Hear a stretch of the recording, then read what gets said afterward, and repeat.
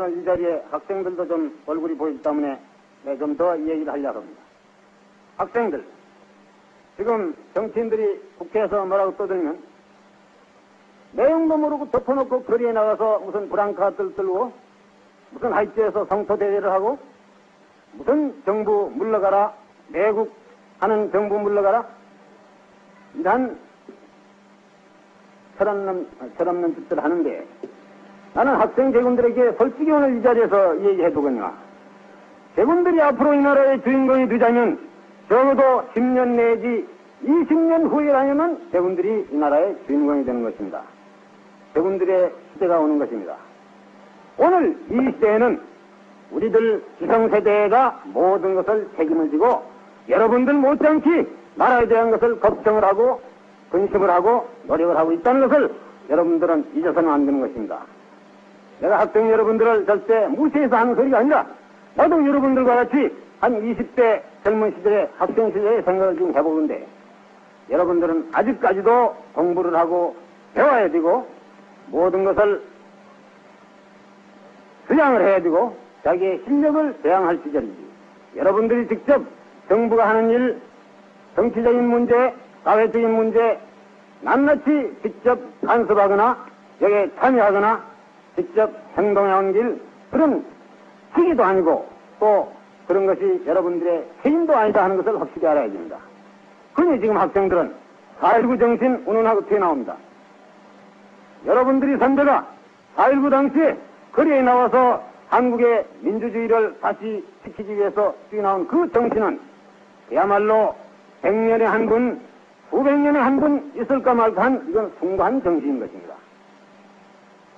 어떠한 사소한 정치적인 문제가 국회나 사회에서 논의가 될 때 그 문제 하나하나를 들고 학생들이 거리에 뛰어나와서 그것이 4.19 정신이라고 이렇게 떠든다면 그야말로 4.19 정신을 그 이상 더 모독할 하는 그런 무엇이 없을 뿐더러 4.19 정신은 절대 그것이 아니다 이겁니다.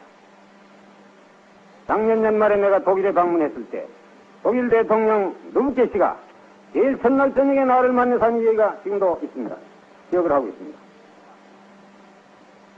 한국엔 왜 학생들이 거리에 뛰어나와서 정치 문제에 대해서 자꾸 간섭하기를 좋아합니까?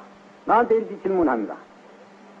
난 다소 창피스럽기도 하고 부끄럽기도 해서 한국의 학생들은 나 일부 그런 학생이 있지만 대다수 학생들은 다 건실하고 그래 나와서 하는 것은 일부 학생들 뿐이다. 당신 나라에도 막 그런 학생들이 있을 수도 있는 거 아니냐 이런 답변을 했더니 루브케 대통령이 하는 말이 내가 알기에는 학생들이 거리에 나와서 정치 문제로 가지고 데모를 하고 떠드는 나라 치고 잘 되는 나라가 없었지다. 나한테 이렇게 얘기합니다. 자기 나라 독일은 1차 대전 이후 그동안에 전쟁을 2번 했고 정권이 몇 번 바뀌고 사회에 여러 가지 그 혼란이 있었지만은 1919년에 한 번 함부르크 항에서 영국 배와 독일 배가 충돌을 했을 때 한 번 학생 데모 사건이 있은 연후에 그 뒤에 학생들은 한 번도 거리에 나온 일이 없다.